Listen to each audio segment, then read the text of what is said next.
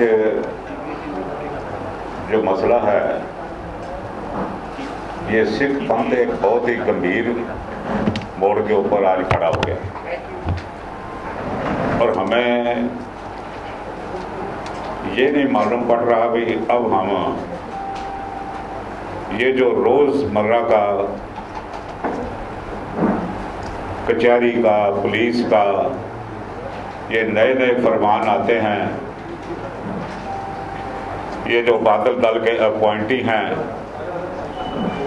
और ठगी करने वाले हैं, इनके खिलाफ बदकिस्मती की बात यह है कि दिल्ली सिख गुरुद्वारा कमेटी का प्रधान इस ठगरी में ये ठग रहा है गुरुद्वारे को, गुरु की संगत को, लूट रहा है गुरु की गोलक को। और इसके चलते हुए ये रोज कचहरी से कभी फरमान आता है और कल जो नया फरमान इकोनॉमिक अफेंस विंग ने कोर्ट में पेश किया है, वो एक लुकआउट सर्कुलर जो सा है वो इसके खिलाफ निकला है। और कितनी एक अजीब बात है भाई, ये लुकआउट सर्कुलर निकला है दिल्ली गुरुद्वारा कमेटी के प्रधान के खिलाफ, उसकी चोरी के खिलाफ। ये पहली दफा है भाई एक जज साहिबान ने इसको गोलक जोड़ता है और ये पहली दफा है भाई कुर्सी के ऊपर बैठे किसी प्रधान के ऊपर या वैसे भी किसी प्रधान के ऊपर चोरी के मामले में लुकआउट सर्कुलर निकला हो पुलिस का। सारी दुनिया में ये बात अब घर घर में पहुंच रही है कि सिखों का जो दिल्ली सिख गुरुद्वारा कमेटी का प्रधान है वो चोरी के मसले में मुल्क छोड़कर अब नहीं जा सकता। ये अपने ऊपर गर्व कर रहा है कि इसकी शुमार जो सी है आज नामी ग्रामी आदमियों में होनी शुरू हो गई है।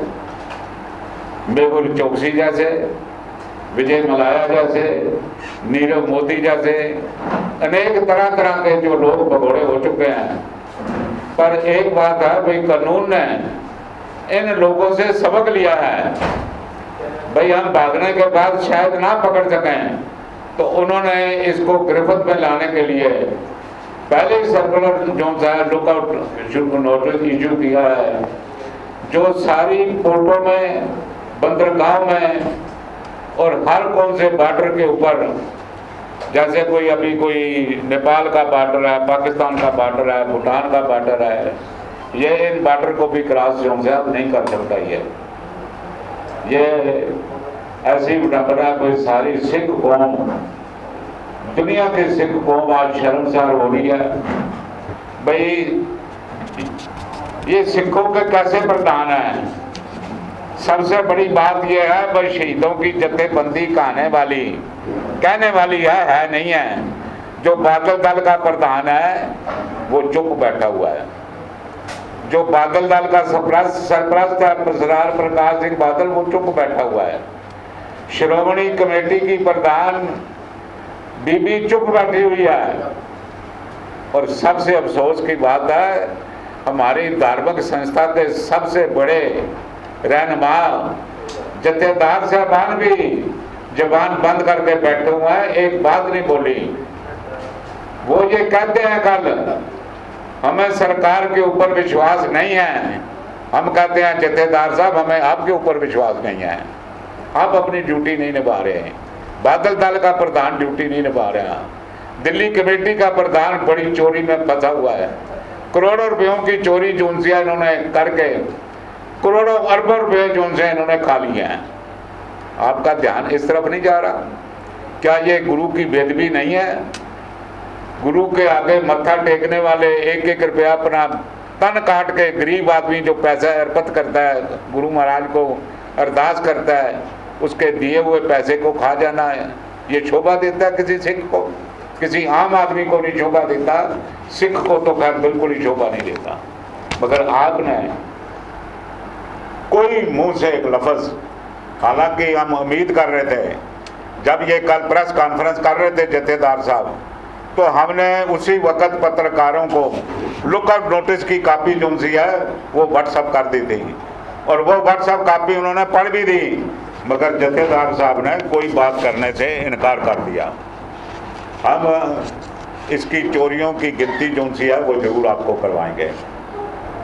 कंप्लीट ड्रेनिंग ऑफ, ये तो 120 करोड़, हम 123 है प्रिसाइजली, पर हम 120 कहते हैं। इसके अलावा 250 करोड़ की एस्टिमेटेड जो आमदन होनी थी वो भी वो खा गया। ये रकम 450 करोड़ रुपए बनती है। क्रिमिनल केस प्रधान के खिलाफ फ्रॉड के, फोर्जरी के, ठगरी के, गोलक लूट के केस पुलिस स्टेशनों में दर्ज हो चुके हैं। हाइडिंग ऑफ डिलाइट ऑडिट, जो लाखों रुपए 2 साल से ऑडिटिंग हो चुकी है, वो इसलिए छुपा रहे हैं भाई उसमें इनकी चोरी स्पष्ट आ चुकी है।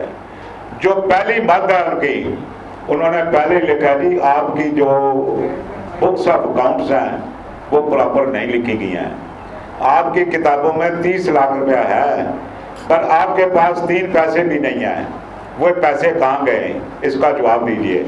उसके बाद वो जो ऑडिटिंग थी वो इन्होंने ठप कर दी।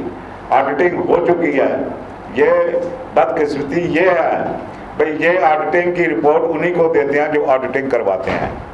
इसलिए चाहे हमने इसके मतलब केस डाला हुआ है हाई कोर्ट में, हमें उम्मीद है ये ऑडिटिंग की रिपोर्ट हमें ज़रूर मिलेगी। और माउंटिंग सैलरी बिल्स, जो ये लगातार ये सैलरीज के बिल बढ़ रहे हैं, पिछली भी देनदारियां बढ़ रही हैं, इसकी तरफ इनका कोई ध्यान नहीं है। और सबसे है ये अनअकाउंटेड जो इन्होंने डोनेशंस हैं जो इनको आई हैं कोविड के दिनों में, ऑक्सीजन के सिलेंडर वगैरह, ये सारे बादलों के घरों में पहुंचाए गए हैं, इनकी ट्रांसपोर्टेशन हुई हुई है। और लानत वाला काम है भाई, अमिताभ बच्चन से इन्होंने 12 करोड़ रुपया जो कबूल किया है, बताया नहीं है इन्होंने, तो खाली 2 करोड़ बताया, फिर 10 करोड़ रुपया उसने बताया है। आज सारी सिख कौम इससे शर्मसार है भाई, ये अमिताभ बच्चन से ये पैसे क्यों लिए गए। इसको पैसे अपनी जेब में से देने चाहिए, ये गुरुद्वारे में से नहीं, इसने खाया ये पैसे, इसने कोई अस्पताल भी नहीं बनाया, इसने कुछ नहीं किया और पैसे भी खाए हैं। और इसकी कोई ऑडिटिंग 12 करोड़ रुपए की नहीं की गई है।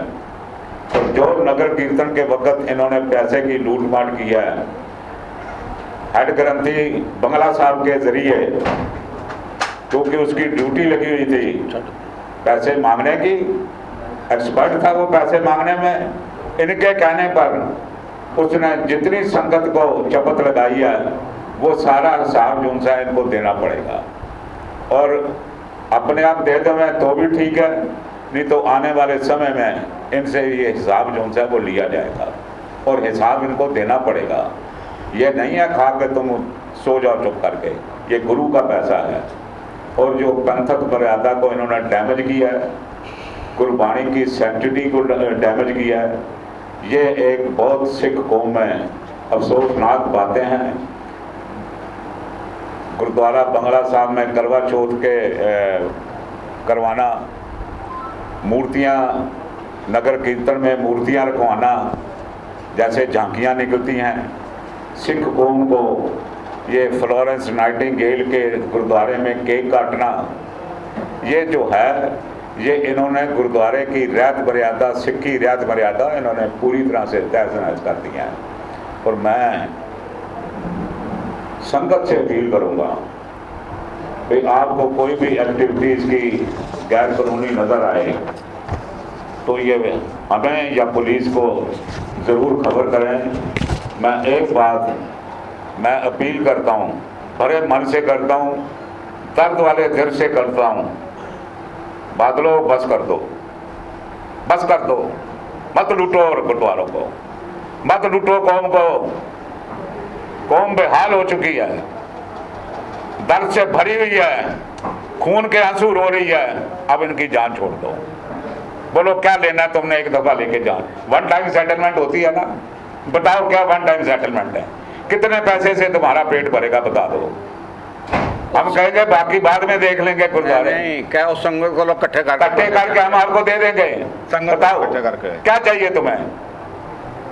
कुछ अमीर सिख भी बैठे हुए हैं, वो कहते हैं हम देने को तैयार है, हमारी जान छोड़ दो। कहते हैं हम देने को तैयार हैं। भाई कितना खून देगा यार, बस कर दे भाई। मैं उम्मीद करता हूं भाई ये आज की प्रेस कॉन्फ्रेंस बादल दल के प्रधान के पास, उसके कानों में, जथेदार साहब के कानों में ज़रूर पहुंचेगी और वो मेरी अपील को तवज्जो देते हुए अपने विचार सरसे के बारे में रखेंगे भी क्या ये लूट ठीक है? क्या इस लूट को तुम बर्दाश्त करोगे? क्या गुरुद्वारों का पैसा खुद कर सकते हैं? इन बातों का जवाब कौन मांग रही है? किसी ने कोई सवाल पूछना हो तो पूछ सकता है। LOC वाला ਜਿਹੜਾ ਮਸਲਾ ਹੈ ਇਹਦੇ ਬਾਰੇ ਇੱਕ ਸ਼ਾਰਟ ਚ ਦੱਸ ਦਿਓ ਕਿ ਮਾਮਲਾ ਕੀ ਹੋਇਆ ਸੀ ਔਰ ਤੁਸੀਂ ਕੀ ਕੰਪਲੇਂਟ ਕੀਤੀ? ਹਾਂਜੀ, ਇਹ ਹੈਗਾ ਜੀ ਰਾਈਜ਼ਿੰਗ ਬਾਲ, ਦੋ ਕੰਪਨੀਆਂ ਸਨ, ਰਾਈਜ਼ਿੰਗ ਬਾਲ ਤੇ ਰਾਜਾ ਟੈਂਟ ਹਾਊਸ। ਰਾਈਜ਼ਿੰਗ ਬਾਲ ਕੰਪਨੀ ਜਿਹੜੀ ਸੀ ਉਹ ਇਵੈਂਟ ਮੈਨੇਜਰ ਸੀ। ਉਹ ਇਵੈਂਟ ਮੈਨੇਜਰੀ ਜਿਹੜੀ ਸੀ ਬਾਦਲਾਂ ਦੀ ਕਰਦੇ ਸਨ। ਉਹ ਇਹਨਾਂ ਦੋਨੋਂ ਕੰਪਨੀਆਂ ਦਾ ਮਾਲਕ ਇੱਕੋ ਹੀ ਹੈਗਾ। मेरे को बिल पे है ना, भुपिंदर बिल लैके आओ जरा, बिल पे होए न सारे बिलों के कल्ले सरसे दे साइन है गए, allowed allowed allowed approved approved. देखो एक दिल्ली गुरुद्वारा कमेटी का एक प्रोसैस हैगा, ये प्रोसैस हैगा भाई रिक्विजिशन पहले जाती है कि भी तुहानू की चाहिए। उस रिक्विजिशन तो बाद उन्होंने कोटेशनस आदियां न, ਜਿਹੜੀ ਲੋਐਸਟ ਕੋਟੇਸ਼ਨ ਹੈ ਉਸ ਨੂੰ ਕੰਮ ਦਿੱਤਾ ਜਾਂਦਾ ਹੈ। ਫਿਰ ਜਿਹੜਾ ਕੰਮ ਕੀਤਾ ਜਾਂਦਾ ਉਸ ਦੇ ਨਾਲ ਮੈਨੇਜਰ ਉਸ ਨੂੰ ਮਿਲਾਉਂਦਾ ਵੀ ਇਹ ਕੰਮ ਇਸਨੇ ਕੀਤਾ। ਜੇ 100 ਪੱਖੇ ਆਏ ਤੇ 100 ਪੱਖੇ ਗਿਣਤੀ ਹੋਏ। ਹੁਣ ਉਸ ਤੋਂ ਬਾਅਦ ਉਹਨਾਂ ਦੇ ਬਿੱਲਾਂ ਦੀ ਚੈਕਿੰਗ ਹੁੰਦੀ ਹੈ। ਉਹ ਬਿੱਲਾਂ ਦੀ ਚੈਕਿੰਗ ਕਰਕੇ ਸਾਰੇ ਦਸਖਤ ਕਰਦਾ ਉਹਨਾਂ ਬਿੱਲਾਂ ਦੇ ਉੱਪਰ। ਪਰ ਇੱਥੇ ਨਾ ਕੋਈ ਰਿਕੁਇਜ਼ੀਸ਼ਨ ਆਈ ਹੈ, ਨਾ ਕੋਈ ਬਿੱਲ ਬਣਿਆ। ਚਲਾਨ ਦੇ ਉੱਪਰ ਸਿਰਸੇ ਦੇ ਸਾਈਨ ਹਨ, 20 ਦਾ 18 ਕਰਤਾ, 16 ਦਾ 14 ਕਰਤਾ। ਸਾਨੂੰ ਇਹ ਨਹੀਂ ਪਤਾ, ਸਾਨੂੰ ਇਹ ਨਹੀਂ ਪਤਾ ਵੀ 18 ਦਾ 16 ਕਿਉਂ ਕੀਤਾ। ਇਹ ਬਿੱਲ ਪੇ ਹੋਏ ਜੀ ਇਕੱਲੇ ਸਾਈਨ ਹਨ, ਦੇ ਦੇਣਾ। ਇਕੱਲੇ ਬਿੱਲ ਹੈ ਕਿ ਇਹਨਾਂ ਦੀ ਪੇਮੈਂਟ ਵੀ ਹੋਈ ਹੈ? ਪੇਮੈਂਟ ਵੀ ਹੋਈ ਹੋਈ ਹੈ, ਪੇਮੈਂਟ ਵੀ ਹੋਈ ਹੋਈ ਹੈ। ਔਰ ਗਜ਼ਬ ਦੀ ਗੱਲ ਹੈ ਕਿ ਇਸ ਦੇ ਨਾਲ ਰਾਜਾ ਟੈਂਟ ਦੇ ਵੀ ਬਿੱਲ ਬਣੇ ਹੋਏ ਨੇ। ਇਤਨੇ ਹੀ ਸਮਾਨ ਦੇ ਬਣੇ ਹੋਏ ਨੇ, ਉਤਨੇ ਹੀ ਸਮਾਨ ਦੇ ਬਣੇ ਨੇ। ਦੁਨੀਆ ਦੀ ਕੋਈ ਵੀ ਕਚਹਿਰੀ, ਕੋਈ ਕਚਹਿਰੀ ਇਸ ਨੂੰ ਛੋੜੇਗੀ ਨਹੀਂ। ਕੋਈ ਕਚਹਿਰੀ ਕਾਨੂੰਨ ਕਹਿੰਦੇ ਨੰਦਾ ਹੈ, ਪਰ ਮੈਂ ਕਹਿੰਦਾ ਕਾਨੂੰਨ ਇਤਨਾ ਬੋਲਾ ਨਹੀਂ ਹੈਗਾ ਵੀ ਇਹਨਾਂ ਕਾਗਜ਼ਾਂ ਨੂੰ ਨਜ਼ਰ ਅੰਦਾਜ਼ ਕਰ ਦੇਵੇ। ਅਗਰ ਤੁਸੀਂ ਕਹਿ ਰਹੇ ਹੋ ਕੰਪਨੀ ਫਰਜ਼ੀ ਹੈਗੀ ਸੀ ਤੇ ਨਹੀਂ ਨਹੀਂ ਨਹੀਂ, ਵੈਟ ਕਿੱਦਾਂ ਚਲਾਇਆ? ਵੈਟ ਜਿਹੜਾ ਦੇਖੋ ਸਰ, ਇਹ ਹੈਗੇ ਦੋ ਮਸਲੇ। ਤੁਸੀਂ ਉਹ ਮਸਲੇ ਨੂੰ ਤੁਸੀਂ ਮਿਕਸ ਅਪ ਕਰ ਰਹੇ ਹੋ। ਇਹ ਮਸਲਾ ਹੈਗਾ ਇੱਕ ਰਾਈਜ਼ਿੰਗ ਬਾਲ ਦਾ ਤੇ ਰਾਜਾ ਟੈਂਟ ਹਾਊਸ ਦਾ। ਇਸ ਦੇ ਜਿਹੜੇ ਹੈਗੇ ਇਹਦੇ LOC ਜਿਹੜਾ ਇਸ ਮਸਲੇ ਤੇ ਨਿਕਲਿਆ ਹੋਇਆ ਹੈ। ਦੂਸਰਾ FIR ਦਰਜ ਹੋਈ ਹੈ ਬਈ ਇਹਨਾਂ ਨੇ ਨਕਲੀ ਟੈਂਟ ਖਰੀਦੇ ਨੇ। ਉਹਨਾਂ ਟੈਂਟਾਂ ਦੇ ਵਿੱਚ ਇਹਨਾਂ ਨੇ ਵੈਟ ਵੀ ਲਗਾਇਆ ਹੈ। ਮੈਨੂੰ ਹੈਰਾਨਗੀ ਇਸ ਗੱਲ ਦੀ ਆ ਗਈ ਵੀ ਦਿੱਲੀ ਸਰਕਾਰ ਨੇ ਹਾਲੇ ਤੱਕ ਤਹਿਕੀਕਾਤ ਹੀ ਨਹੀਂ ਕੀਤੀ ਵੀ 7 ਲੱਖ ਰੁਪਇਆ 2014 ਦਾ ਨਕਲੀ ਵੈਟ ਭਰਿਆ ਹੋਇਆ ਤੇ ਉਹਨਾਂ ਨੇ ਤਹਿਕੀਕਾਤ ਹੀ ਨਹੀਂ ਕੀਤੀ। उसकी FIR अलहदा है, उसका LOC अलहदा निकलेगा, उसकी गिरफ्तारी अलहदा होएगी। ये जेलों तो जाए बगैर इन्हों की जान नहीं छुटनी। इस तो जान छुड़ा लेगा, हाई कोर्ट जाए, सुप्रीम कोर्ट जाए, कोई ऐसी गल नहीं। पर इन्हों का कितों कितों जान छुड़ाएगा, किनियां चोरियां की हुई ने। और यह देखो ਜਿਹੜਾ कह रहा भाई असी कल नोटिस भी इशू किया गौरमेंट दिल्ली गौरमेंट के सैकटरी ने भाई ये जरा दसो तुहानू हस्पताल की परमिशन कितने कितने मिली है। संगतां नूं बेवकूफ बनाना, संगतां नूं गुमराह करना। ये गुमराह इस करके नहीं कर रहा भाई ये इलैक्शन जितेगा, ये गुमराह कर रहा भी चलो इसे बहाने जेड़े पैसे बाहरों आएंगे वो मैं अपनी जेब में पावांगा। ਕਿਸੇ ਨੂੰ ਕੋਈ ਹਿਸਾਬ ਦਿੱਤਾ ਵੀ ਕਿਤਨਾ ਪੈਸਾ ਕੋਵਿਡ ਦੇ ਵਿੱਚ ਆ ਚੁੱਕਾ ਹੈ? 40 ਕਰੋੜ ਆ ਚੁੱਕਾ ਹੈ, ਫਿਰ 40 ਕਰੋੜ ਕਿੱਥੇ ਗਿਆ? Where the money has gone? Money trail ਸਾਨੂੰ ਲੱਭਣੀ ਪਏਗੀ, ਉਹ ਇਹ ਨਹੀਂ ਦੱਸ ਰਹੇ। ਕਿਉਂ ਛੱਡ ਕੇ ਆਏ ਜੀ ਇਹ ਦੋ ਮੈਂਬਰ? ਇਸ ਕਰਕੇ ਆਏ ਨਾ ਕਿਉਂਕਿ ਚੋਰੀਆਂ ਤੋਂ ਤੰਗ ਆ ਚੁੱਕੇ ਸਨ, ਬਰਦਾਸ਼ਤ ਤੋਂ ਬਾਹਰ ਸਨ ਚੋਰੀਆਂ। ਸਰਨਾ ਸਾਹਿਬ ਇਹਨਾਂ ਦਾ ਇਹ ਕਹਿਣਾ ਹੈ ਕਿ ਜਿਹੜਾ ਅਦਾਲਤ ਨੂੰ ਉਸਾ ਗੁੰਮਰਾਹ ਕੀਤਾ ਹੈ, ਜਗਦੀਪ ਸਿੰਘ ਕਾਹਲੋਂ ਦਾ ਬਿਆਨ ਆਇਆ, ਉਹਨਾਂ ਨੇ ਕਿਹਾ ਕਿ ਜਿਹੜੇ ਤੱਥ ਉੱਤੇ ਪੇਸ਼ ਕੀਤੇ ਨੇ ਉਹ ਗਲਤ ਕੀਤੇ ਨੇ, ਉਸ ਤੇ ਲੈ ਕੇ ਅਦਾਲਤ ਨੇ ਜਿਹੜਾ ਆ ਉਹ ਨੋਟਿਸ ਜਾਰੀ ਕੀਤਾ ਹੈ। ਦੋ ਜਗਦੀਪ ਸਿੰਘ ਇਹਦਾ ਹੀ ਬਲਦਾ ਨਾਮ ਜਗਦੀਪ ਸਿੰਘ ਕਾਹਲੋਂ ਇੱਕ ਸਿੱਧਾ ਇਲਜ਼ਾਮ ਲਗਾ ਰਿਹਾ ਜੱਜ ਦੇ ਉੱਪਰ। ਇਹ ਨੋਟਿਸ ਜਿਹੜਾ ਲੁੱਕ ਆਊਟ ਨੋਟਿਸ ਮੈਂ ਨਹੀਂ ਕੱਢਿਆ, ਇਹ ਲੁੱਕ ਆਊਟ ਨੋਟਿਸ ਜੱਜ ਨੇ ਆਰਡਰ ਕੀਤੇ ਤੇ ਪੁਲਿਸ ਨੇ ਕੱਢਿਆ। ਕਾਹਲੋਂ ਆਪ ਵਕੀਲ ਆਦਮੀ ਹੈਗਾ, ਇਤਨਾ ਧੂਰਤ ਵੀ ਨਹੀਂ ਹੈਗਾ, ਪਰ ਉਹਨੂੰ ਕਹਿ ਤੂੰ ਜਾ ਕੇ ਸਿੱਧੀ ਗੱਲ ਕਰ, ਜਿਨ੍ਹਾਂ ਖਸਮਾਂ ਨੇ ਲੁੱਕ ਆਊਟ ਨੋਟਿਸ ਕੱਢਿਆ, ਜਾਓ ਉਹਨਾਂ ਕੋਲ ਜਾਓ। ਮੇਰੇ ਨਾਲ ਕੀ ਗੱਲ ਕਰ ਰਹੇ ਹੋ? ਮੈਂ ਕੋਈ ਕੱਢਿਆ ਲੁੱਕ ਆਊਟ ਨੋਟਿਸ? ਮੈਂ ਕੋਈ ਕੱਢਿਆ ਲੁੱਕ ਆਊਟ ਨੋਟਿਸ? ਤੁਸੀਂ ਅਦਾਲਤ ਜਾਓ, ਅਸੀਂ ਤੁਹਾਨੂੰ ਰੋਕਿਆ ਥੋੜੀ ਹੈ, ਜਾਓ, ਸਾਡਾ ਕੋਈ ਲੈਣਾ ਦੇਣਾ ਨਹੀਂ। ਉਹ ਕਹਿ ਰਹੇ ਨੇ ਕਿ ਇਸ ਦੇ ਉੱਤੇ ਨੋਟਿਸ ਜਾਰੀ ਕੀਤਾ ਹੈ। ਕਰਨ ਨਾ, ਨੋਟਿਸ ਸਾਡੇ ਕੋਲ ਤਾਂ ਕੋਈ ਆਇਆ ਨਹੀਂ, ਆਏਗਾ ਤੇ ਦੇਖ ਲਾਂਗੇ। ਸਾਡਾ ਕੀ ਨੋਟਿਸ ਹੈਗਾ? ਇਹਦਾ ਜਵਾਬ ਦਿੰਦੇ ਨੇ। ਜਵਾਬ ਇੱਕ ਮਿੰਟ ਮੈਂ ਦੇਣਾ। ਜੋ ਤੁਸੀਂ ਕਾਹਲੋਂ ਸਾਹਿਬ ਦੀ ਗੱਲ ਕਰ ਰਹੇ ਹੋ, ਉਹਨਾਂ ਨੇ 340 ਫਾਈਲ ਕੀਤੀ ਹੈ। 340 ਜਿਹੜੀ ਹੁੰਦੀ ਹੈ ਚੱਲਦੇ ਕੇਸ ਦੇ ਵਿੱਚ ਆਦਮੀ ਐਂਟਰ ਕਰਨ ਦੀ ਕੋਸ਼ਿਸ਼ ਕਰਦਾ ਹੈ। 340 ਇਸ ਸਟੇਜ ਦੇ ਉੱਤੇ ਮੈਂਟੇਬਲ ਨਹੀਂ ਹੈ। ਕਿਉਂ ਨਹੀਂ ਹੈ ਮੈਂ ਦੱਸਦਾ ਵਿਦ ਉਦਾਹਰਨ। ਜਦੋਂ ਮਨਜੀਤ ਸਿੰਘ ਜੀਕੇ ਦੀ ਗੋਲਕ ਚੋਰੀ ਦਾ ਕੇਸ ਮੈਂ ਲੜ ਰਿਹਾ ਸੀ, ਇਸੇ ਤਰ੍ਹਾਂ ਜੋ ਹਰਜੀਤ ਸਿੰਘ ਸੂਬੇਦਾਰ ਮੈਨੇਜਰ ਸੀ, ਉਸਨੇ ਵੀ ਮੇਰੇ ਅਗੇਂਸਟ 340 ਲਗਾਈ ਸੀ ਕਿ ਵੀ ਗੁਰਮੀਤ ਸਿੰਘ ਸ਼ੰਟੀ ਝੂਠੇ ਸਬੂਤਾਂ ਦੇ ਨਾਲ ਕੋਰਟ ਦੇ ਵਿੱਚ ਕੇਸ ਲੈ ਕੇ ਆਇਆ। ਲੇਕਿਨ ਕੋਰਟ ਨੇ ਪਹਿਲੀ ਵਾਰ ਹੀ ਨੋਟਿਸ ਦਾ ਮਤਲਬ ਇਹ ਨਹੀਂ ਹੁੰਦਾ ਕਿ ਵੀ ਸਾਹਮਣੇ ਵਾਲਾ ਜੁਰਮਦਾਰ ਹੋ ਗਿਆ। ਅਗਰ ਕਿਸੇ ਨੇ ਕੋਈ ਕਤਲ ਕੀਤਾ ਹੈ, ਕੋਈ ਚੋਰੀ ਡਕੈਤੀ ਕੀਤੀ ਹੈ, ਉੱਪਰਲੀ ਅਦਾਲਤ ਦੀ ਜਾਣਾ ਉਹਦਾ ਰਾਈਟ ਹੈ। ਠੀਕ ਉਸੇ ਤਰ੍ਹਾਂ ਕੱਲ ਹੋਣਾ ਨੇ 340 ਦੇ ਨਾਲ ਐਂਟਰ ਕਰਨ ਦੀ ਕੋਸ਼ਿਸ਼ ਕੀਤੀ ਹੈ। ਨੋਟਿਸ ਦਾ ਮਤਲਬ ਹੈ ਕਿ ਅਗਲੀ ਡੇਟ ਦੇ ਉੱਤੇ ਇਹਨਾਂ ਨੇ ਕੋਸ਼ਿਸ਼ ਕੀਤੀ ਸੀ ਕਿ ਕੱਲ ਹੀ ਉਹਦੀ ਹੀਅਰਿੰਗ ਸੁਣੀ ਜਾਏ, ਲੇਕਿਨ ਕੋਰਟ ਨੇ ਕਿਹਾ ਕਿ ਨਹੀਂ, ਇਹ ਮੈਂ ਵੱਖਰੀ ਸੁਣਾਂਗੀ। ਕੋਰਟ ਨੇ ਨੈਕਸਟ ਡੇਟ ਪਾ ਦਿੱਤੀ। ਇਹਨੂੰ ਨੋਟਿਸ ਕਰਨਾ ਕਹਿੰਦੇ। ਨੋਟਿਸ ਦਾ ਮਤਲਬ ਇਹ ਨਹੀਂ ਹੁੰਦਾ ਕਿ ਸਬੂਤ ਗਲਤ ਨੇ। ਅਗਲੀ ਡੇਟ ਉੱਤੇ 1010% ਡਿਸਮਿਸ ਹੋਏਗੀ ਜਿਹੜੀ 340 ਉਹਨੇ ਪਾਈ। ਇਹਦਾ ਮਤਲਬ ਹੈ ਚਲੋ ਜੀ ਇੰਝ ਹੈਗਾ, ਅਸੀਂ ਆਊਟ ਆਫ ਕੋਰਟ ਸੈਟਲਮੈਂਟ ਕਰ ਲੈਂਦੇ ਹਾਂ।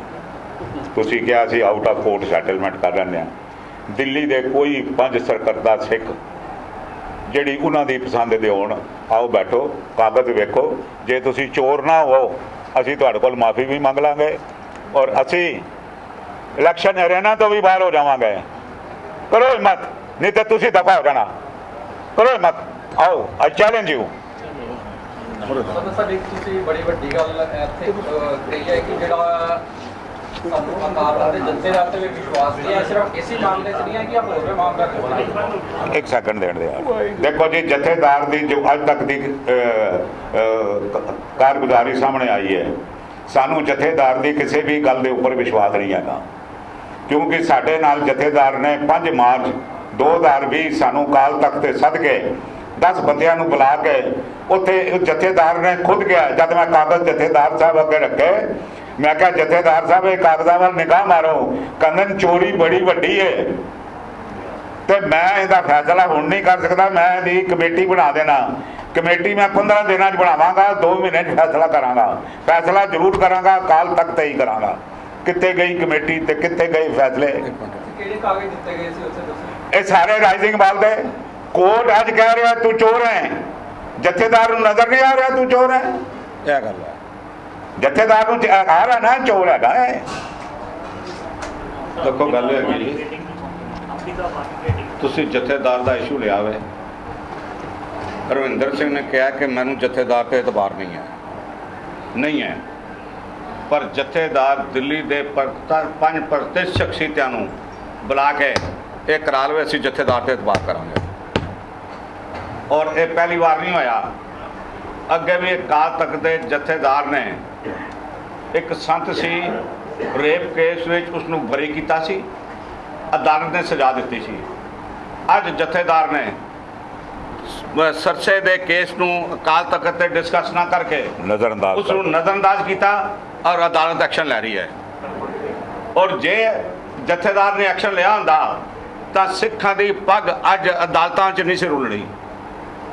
ਅੱਜ ਅਖਬਾਰਾਂ ਦੇ ਵਿੱਚ ਇਹਨਾਂ ਦੀ ਪੱਗ ਜਿਹੜੀ ਰੁਲ ਰਹੀ ਹੈ ਵੀ ਦਿੱਲੀ ਕਮੇਟੀ ਜਿਹੜੀ ਹਿੰਦੁਸਤਾਨ ਕੇ ਦੁਨੀਆ ਦੇ ਸਿੱਖਾਂ ਦੀ ਸਭ ਤੋਂ ਦੂਸਰੀ ਕਮੇਟੀ ਹੈ, ਅੱਜ ਉਹਦਾ ਪ੍ਰਧਾਨ ਨੂੰ ਚੋਰ ਤੇ ਗੋਲਕ ਚੋਰ ਕਰਕੇ ਬੁਲਾਇਆ ਜਾ ਰਿਹਾ ਹੈ। ਇਹਨਾਂ ਦਾ ਕੋਈ ਹੱਕ ਨਹੀਂ ਰਹਿ ਗਿਆ ਹੁਣ ਕਿ ਇਹ ਕੰਟੀਨਿਊ ਕਰਨ। ਫੌਰਨ ਅਸਤੀਫੇ ਹੋਣੇ ਚਾਹੀਦੇ ਹਨ, ਫੌਰਨ ਬਾਹਰ ਹੋਣੇ ਚਾਹੀਦੇ ਹਨ। ਅਗਰ ਜਥੇਦਾਰ ਨੇ ਕੋਈ ਕਮੇਟੀ ਬਣਾਉਣੀ ਹੈ, ਸਭ ਤੋਂ ਪਹਿਲਾਂ ਇਹਦੇ 5 ਅਹੁਦੇਦਾਰਾਂ ਨੂੰ ਡਿਸਮਿਸ ਕਰ ਦੇਵੇ, ਕਹਿ ਦੇ ਜੀ ਇਹ ਮੇਰੇ 5 ਬੰਦੇ ਇੱਥੇ ਪ੍ਰਧਾਨਗੀ ਕਰਨਗੇ ਜਿੰਨੀ ਦੇਰ ਕਮੇਟੀ ਹੈਗੀ, ਉਸ ਤੋਂ ਬਾਅਦ ਕਿਸੇ ਕਮੇਟੀ ਨੂੰ ਮਾਨਤਾ ਦੇਵਾਂਗੇ। ਇਹਨਾਂ ਦੇ ਹੋਣਿਆ ਆ ਅਸੀਂ ਕਿਸੇ ਕਮੇਟੀ ਨੂੰ ਮਾਨਤਾ ਨਹੀਂ ਦੇ ਸਕਦੇ। ਚਲੋ ਹੁਣ ਤੇ ਇਲੈਕਸ਼ਨਾਂ ਹੋ ਰਹੀਆਂ ਨੇ, ਕੋਈ ਗੱਲ ਨਹੀਂ, ਇਲੈਕਸ਼ਨਾਂ ਹੋ ਰਹੀਆਂ, ਦੇਖੇ 20 ਦਿਨ ਵੀ ਕਿਉਂ ਰਹਿਣ, ਇਹ 20 ਘੰਟੇ ਵੀ ਨਹੀਂ ਰਹਿਣੇ ਚਾਹੀਦੇ। ਜਦੋਂ ਤੁਸੀਂ ਗਏ ਉਦੋਂ ਉਹਨਾਂ ਨੇ ਕਮੇਟੀ ਬਣਾਉਣ ਦੀ ਗੱਲ ਕੀਤੀ ਸੀ? ਹਾਂਜੀ ਹਾਂਜੀ। ਮੈਂ ਉਸ ਤੋਂ ਬਾਅਦ 5 ਟੈਲੀਫੋਨ ਕੀਤੇ ਔਰ ਕਿਹਾ ਜੀ ਤੁਸੀਂ ਕਾਹਦੇ ਕੀ ਪਿਓ, ਪਰਸੋਂ ਲਓ, ਤਰਸੋਂ ਲਵੋ। ਉਹਦੇ ਪੀਏ ਨੇ ਕਿਹਾ ਜੀ ਨਾ ਮੇਰੀ ਜੇਠ ਪੈਨ ਸਰਨਾ ਸਾਹਿਬ, ਬਸ ਕੱਲ ਜਥੇਦਾਰ ਜੀ ਆਣਗੇ ਤੇ ਅਸੀਂ ਅਨਾਉਂਸ ਕਰ ਦਿਆਂਗੇ। ਕਿੰਨੀ ਦੇਰ ਹੋ ਗਈ ਹੈ ਤੁਹਾਨੂੰ? ਇਹ ਤੇ 5 ਮਾਰਚ ਤੋਂ ਲੈ ਕੇ ਅਸੀਂ ਮਈ ਤੱਕ ਨਹੀਂ ਛੱਡਿਆ ਉਹਨਾਂ ਨੂੰ। ਫਿਰ ਕਿਹਾ ਜੀ ਕਰੋਨਾ ਤੇ ਹੁਣ ਖਤਮ ਹੋ ਗਿਆ, ਹੁਣ ਕਰ ਲਓ। ਸਰਨਾ ਸਾਹਿਬ ਐਲਓਸੀ ਤੇ ਆਈਏ, ਸਵਾਲ ਮੇਰਾ ਪੂਰਾ ਹੋਣ ਦੇਣਾ, ਤੁਸੀਂ ਇੱਥੇ ਮੋੜ ਦੇਣਾ, ਬਾਅਦ ਚੋਂ ਵਿੱਚੇ ਨਾ ਇੰਟਰਪਟ ਕਰਨਾ। 28 ਅਕਤੂਬਰ 2019 ਨੂੰ ਤੁਸੀਂ ਨਗਰ ਕੀਰਤਨ ਲੈ ਗਏ ਸੀ ਨਨਕਾਣਾ ਸਾਹਿਬ ਤੇ ਬੋਰਡ ਤੇ ਤੁਹਾਨੂੰ ਟੱਪਣ ਦਾ ਵੇਲਾ ਆਇਆ ਸੀ ਜਦ, ਤੇ ਐਲਓਸੀ ਇਸ਼ੂ ਹੈ ਤੁਹਾਡਾ। ਉਹਦੇ ਬਾਅਦ ਸੇਮ ਐਲਓਸੀ ਇਸ਼ੂ ਹੋਇਆ ਸੀ ਮਾਮਲੇ ਵਕਤ, ਉਦੋਂ ਤੁਸੀਂ ਇਲਜ਼ਾਮ ਲਾਇਆ ਸੀ ਕਿ ਵੀ ਮਨਜਿੰਦਰ ਸਿੰਘ ਸਿਰਸਾ ਨੇ Harsimrat Kaur Badal through home ministry ਪਹੁੰਚ ਕੀਤੀ ਹੈ ਤੇ ਤੁਹਾਡੇ ਵਿਰੁੱਧ ਐਲਓਸੀ ਨਿਕਲਿਆ। ਜਦ ਤੁਸੀਂ ਦਿੱਲੀ ਆਏ ਸੀ ਹਾਈ ਕੋਰਟ ਕੇਸ ਪਾਇਆ ਸੀ, ਹਾਈ ਕੋਰਟ ਤੋਂ ਤੁਹਾਨੂੰ ਪ੍ਰਵਾਨਗੀ ਮਿਲੀ ਸੀ ਜਾਣ ਦੀ ਪਾਕ ਨਨਕਾਣਾ ਸਾਹਿਬ, ਫਿਰ ਤੁਸੀਂ ਬਾਹਰ ਚੁੱਕੇ ਸੀ। ਉਸ ਟਾਈਮ ਤੁਸੀਂ ਹੋਮ ਮਿਨਿਸਟਰੀ ਦਾ ਦੋਸ਼ ਲਾਇਆ ਸੀ ਇਹਨਾਂ ਦੇ ਥਰੂ, ਤੇ ਹੁਣ ਸਿਰਸਾ ਖੇਮਾ ਦੋਸ਼ ਲਾ ਰਿਹਾ ਕਿ ਵੀ ਸਰਨਾ ਤੇ ਮਨਜੀਤ ਸਿੰਘ ਹੋਰਾਂ ਨੇ ਜੀਕੇ ਨੇ ਮਿਲ ਕੇ ਮੇਰੇ ਵਿਰੁੱਧ, ਕਿਉਂਕਿ ਸਰਕਾਰ ਨੂੰ ਸਾਡੀ ਟੁੱਟ ਗਈ ਹੈ ਤੇ ਮੇਰੇ ਵਿਰੁੱਧ ਐਲਓਸੀ ਇਸ਼ੂ ਕਰਾਇਆ। ਕਿ ਉਹ ਐਲਓਸੀ ਤੁਹਾਡਾ ਦੋਸ਼, ਉਹ ਐਲਓਸੀ ਵਾਲਾ ਠੀਕ ਸੀ ਜਾਂ ਜਿਹੜਾ ਸਿਰਸਾ ਹੋਰੀ ਹੁਣ ਲਾ ਰਹੇ ਨੇ ਇਹ ਐਲਓਸੀ ਦਾ ਦੋਸ਼ ਠੀਕ ਹੈ? ਇਹਨਾਂ ਦੋਨਾਂ ਨੂੰ ਤੁਸੀਂ ਕਿਵੇਂ ਵੇਖਦੇ ਹੋ? ਦੇਖੋ ਇੰਝ ਹੈਗਾ ਬਈ, ਜਿਹੜੀ ਸਰਨਾ ਸਾਹਿਬ ਦੇ ਖਿਲਾਫ ਐਲਓਸੀ ਨਿਕਲੀ ਸੀ, ਉਹ ਨਿਕਲੀ ਸੀ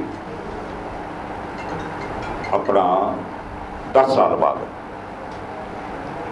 10 ਸਾਲ ਪਹਿਲੇ ਕੁਲਦੀਪ ਸਿੰਘ ਭੋਗਲ ਨੇ ਕੇਸ ਦਰਜ ਕਰਾਇਆ ਸੀ 400 PC ਦਾ। 10 ਜਾਂ 9 ਨੂੰ ਤੁਸੀਂ ਦੇਖ ਲੈਣਾ, ਕੋਈ ਫਰਕ ਨਹੀਂ। 12 ਸਾਲ ਬਾਅਦ ਇੱਕ ਸੈਕਿੰਡ। ਔਰ ਉਹ ਕੇਸ ਦੀ ਨਾ ਤਾਂ ਕੋਈ ਜਾਂਚ ਪੜਤਾਲ ਹੋਈ, ਉਹ ਕੇਸ ਇਕਨੋਮਿਕ ਅਫੈਂਸ ਵਿੰਗ ਨੇ ਡਿਸਮਿਸ ਕਰ ਦਿੱਤਾ। ਇਕਨੋਮਿਕ ਅਫੈਂਸ ਵਿੰਗ ਨੇ ਇਸ ਐਲਓਸੀ ਤੋਂ ਪਹਿਲਾਂ 2 ਸਾਲ ਪਹਿਲਾਂ ਹੀ ਇਕਨੋਮਿਕ ਅਫੈਂਸ ਵਿੰਗ ਨੇ ਡਿਸਮਿਸ ਕਰ ਦਿੱਤਾ। ਹੁਣ ਉਹ ਕੇਸ ਡਿਸਮਿਸ ਹੋ ਚੁੱਕਾ। ਇਹਨਾਂ ਨੇ ਆਪਣੀ ਸਰਕਾਰੀ ਦਰਬਾਰੇ ਪਹੁੰਚ ਕਰਕੇ, ਉਸ ਵਕਤ ਤੇ ਮਿਨਿਸਟਰੀ ਦੇ ਵਿੱਚ ਸਨ। ਤੁਸੀਂ ਗੱਲ ਨੂੰ ਜਰਾ ਸਮਝਣਾ, ਪੱਤਰਕਾਰ ਹੈਗੇ ਹੋ, ਮੈਂ ਬੜੇ ਹਲੀਮੀ ਨਾਲ ਤੁਹਾਨੂੰ ਜਵਾਬ ਦਿਆਂਗਾ ਸਹਿਜ ਅਵਸਥਾ ਦੇ ਵਿੱਚ। ਤੁਹਾਨੂੰ ਫਰਕ ਪਤਾ ਲੱਗਣਾ ਚਾਹੀਦਾ। ਉਸ ਵਕਤ ਤੋਂ ਸਰਕਾਰੀ ਦਰਬਾਰੇ ਦੇ ਵਿੱਚ ਸਨ, ਪਾਰਟਨਰ ਸਨ, ਸੈਂਟਰ ਵੀ ਸਨ ਤੇ ਹਰ ਚੀਜ਼ ਇਹਨਾਂ ਦੇ ਨਾਲ ਸੀ ਲੱਗਦੀ ਹੋਈ। ਅਸੀਂ ਕਿਸੇ ਸਰਕਾਰੀ ਦਰਬਾਰੇ ਦੇ ਵਿੱਚ ਪਾਰਟਨਰ ਨਹੀਂ ਹੈਗੇ। ਅਸੀਂ ਕੋਈ ਪੋਲੀਟੀਕਲ ਉਹਨਾਂ ਦੇ ਨਾਲ ਸਾਡਾ ਕੋਈ ਗੱਠਜੋੜ ਨਹੀਂ ਹੈਗਾ। ਅਸੀਂ ਕੋਈ ਬੀਜੇਪੀ ਦੇ MP ਦੇ ਨਾਲ ਸ੍ਰੀਨਗਰ ਸੈਰ ਕਰਨ ਨਹੀਂ ਗਏ ਹੋਏ, ਜਿਵੇਂ ਕਿ ਸਰਸਾ ਅੱਜ ਕੱਲ੍ਹ ਗਿਆ ਹੋਇਆ ਹੈ ਬੀਜੇਪੀ ਦੇ MP ਦੇ ਨਾਲ ਕਸ਼ਮੀਰ ਦੇ ਵਿੱਚ ਸੈਰ ਕਰ ਰਿਹਾ, ਠੰਡੀਆਂ ਹਵਾਵਾਂ ਮਾਣ ਰਿਹਾ ਹੈ। ਅਸੀਂ ਕਿਸੇ ਬੀਜੇਪੀ ਦੇ MP ਦੇ ਨਾਲ ਹਵਾਵਾਂ ਨਹੀਂ ਮਾਣ ਰਹੇ। ਅੱਜ ਵੀ ਇਹਦੇ ਤਾਲੁਕਾਤ ਜਿਹੜੇ ਹੈਗੇ MPਆਂ ਦੇ ਰਾਹੀਂ ਉੱਪਰ ਤੱਕ ਹਨ, ਪਰ ਕਾਨੂੰਨ ਦੀ ਜਕੜ ਹੁਣ ਇਤਨੀ ਸਖਤ ਹੋ ਚੁੱਕੀ ਹੈਗੀ, ਉਸ ਜਕੜ ਤੋਂ ਸਰਸਾ ਜਿਹੜਾ ਬਾਹਰ ਨਹੀਂ ਆ ਰਿਹਾ। ਸਾਡਾ ਇੱਕ ਗੱਲ ਨੋਟ ਕਰ ਲੈਣਾ, ਸਾਡਾ ਇਸ LOC ਦੇ ਵਿੱਚ ਅਸੀਂ ਕੇਸ ਜ਼ਰੂਰ ਪਾਇਆ ਹੈ। ਕੇਸ ਜੇ ਚੋਰੀ ਹੋਏਗੀ, ਅਸੀਂ ਕੇਸ ਦੀ ਪੈਰਵੀ ਵੀ ਨਹੀਂ ਕਰਾਂਗੇ ਤੇ ਅਸੀਂ ਗੁਰੂ ਦੇ ਦੇਣਦਾਰ ਵੀ ਹੋਵਾਂਗੇ। ਅੱਜ ਤੁਸੀਂ ਆਪਣੇ ਦਿਲ ਨਾਲ ਕਹਿ ਦਿਓ ਜੀ, ਸਾਰੇ ਬੈਠੇ ਹੋਏ ਨੇ ਬਈ, ਕੀ ਸਾਡਾ ਕੇਸ ਪਾਣਾ ਗਲਤ ਸੀ? ਜੇ ਚੋਰੀ ਸਾਹਮਣੇ ਹੋਈ ਹੈ ਤੇ ਜੇ ਪਕੜੀ ਗਈ ਹੈ ਚੋਰੀ, ਕੀ ਅਸੀਂ ਦਸੀਏ ਨਹੀਂ ਪੁਲਿਸ ਨੂੰ ਵੀ ਇਹ ਚੋਰੀ ਹੋਈ ਹੈ? ਜੇ ਨਹੀਂ ਦੱਸਾਂਗੇ ਤੇ ਇਹ ਇੱਕ ਪ੍ਰਪਾਰਟੀ ਬਣੇਗੀ ਤੇ ਆਉਣ ਵਾਲੇ ਬੰਦੇ ਜਿਹੜੇ ਨੇ ਉਹ ਫਿਰ ਇਸ ਤੋਂ ਇਲਾਵਾ ਕਰਨਗੇ ਵੀ ਕੁਝ ਨਹੀਂ। ਇਸ ਕਰਕੇ ਅਸੀਂ ਇਹ ਗੱਲ ਕੀਤੀ ਹੈ। ਤੁਹਾਡਾ ਜਿਹੜਾ ਇਹ ਸਵਾਲ ਹੈਗਾ ਵੀ ਅਸੀਂ, ਸਾਡਾ ਮਨਜੀਤ ਸਿੰਘ ਨਾਲ ਮੈਂ ਬਾਰ-ਬਾਰ ਦੀ ਪ੍ਰੈਸ ਕਾਨਫਰੰਸ ਵਿੱਚ ਕਹਿ ਰਿਹਾ, ਸਾਡਾ ਕੋਈ ਪੋਲੀਟੀਕਲ ਗੱਠਜੋੜ ਨਹੀਂ ਹੈਗਾ, ਸਾਡਾ ਬਾਦਲਾਂ ਨਾਲ ਗੱਠਜੋੜ ਨਹੀਂ ਹੈਗਾ।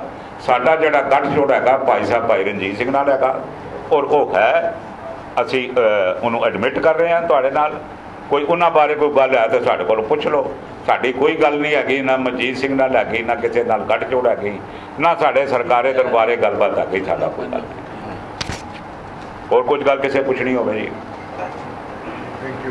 ਬਹੁਤ ਬਹੁਤ ਧੰਨਵਾਦ ਤੁਹਾਡਾ।